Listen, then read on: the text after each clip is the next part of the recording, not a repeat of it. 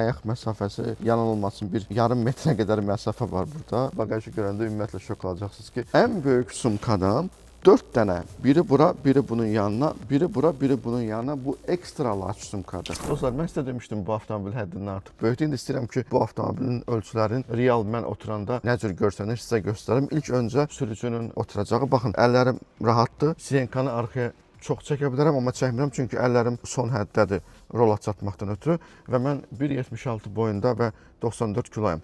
Hündür adamlar olur, o ki, onlarda problem olur, onlar avtomobili sürməyə və yaxud da ki, istəyirlər ki, belə arxaya çəkilsinlər ki, uzun yollarda ayaqları rahat dursun. Bu avtomobil ən hündür adama belə köməklik göstərə bilər ki, o uzun yollarda rahatlıqla avtomobili idarə eləsin. Keçək indi ikinci sıranı sizə göstərim. İkinci sıra da heç də bu kaptan oturacaqlardır və həddindən artıq rahatdır. Yəni istəyirsiniz ki, belə uzanın, oturun. Burada styenkanı arxaya daha da çəkmək olur. Bu da yanınızdakı sərnişin ayaq məsafəsi yanılmasın bir yarım metrə qədər məsafə var burada. Bəlkə də 40 sm. Bu nəzərə alın ki, qarşıdakı styenkanı biz qabağa çəkməmişik. Mənim də hələ də bir belə məsafəm var. Normalda adətən 3-cü sıranı uşaqlar üçün nəzərdə tuturlar, amma 3-cü sırada yer həddindən artıq çoxdur. Bu da 3-cü sıra. Yəni yenə deyirəm 1.76 boyum var, 93-94 kiloyam. Yəni o qədər də belə incə deyiləm. Oturmama baxın. Yəni sadəcə styenkanın arxasında gizlənməyim deyə belə deyirəm. İndi styenkanın arxasında gizlənirəm. Baxın, yenə də qabaqdakı styenka ilə hardasa bir 15 sm ayaq məsafəm qalır. Belə deyim sizə. Normal sedan var ha, yəni ki, o məsəl üçün Toyota Camry-də arxa styenka məsafəsi nə qədərdir? Və burada da 3-cü sıra o qədərdir.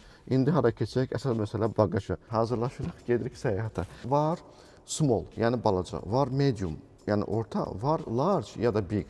Yəni böyük ya da geniş, bu isə ekstra large'dır. Yəni normalda bu cür sumkalar hər adamda olmur. Yəni çox adam bunu daşıya bilmir. Çünki bu çox diskomfort bir sumkadır və həddindən artıq da ağır olur. Çox redki bu sumka olur. Amma mən bilərəkdən ən böyük sumkanı götürdüm ki, qoy onu rahatlıqla görəsiniz ki, bura ən böyük sumka nətər yerləşir.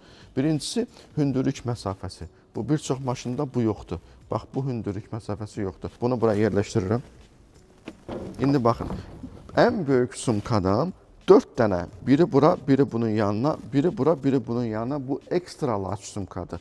Ondan sonra yuxarı hissiyədə 2 dənə kiçik sumkanı təzədən qoymaq olar. Amma nəzərə alsaq ki, bu ekstra large'dır. Normal sumkalardan bura rahatlıqla hər bir sərnişin üçün ayrıca bura 6 dənə sumka rahatlıqla yerləşdirilə bilər. Ondan sonra da buralarına da digər əşyaları qoya bilərsiniz.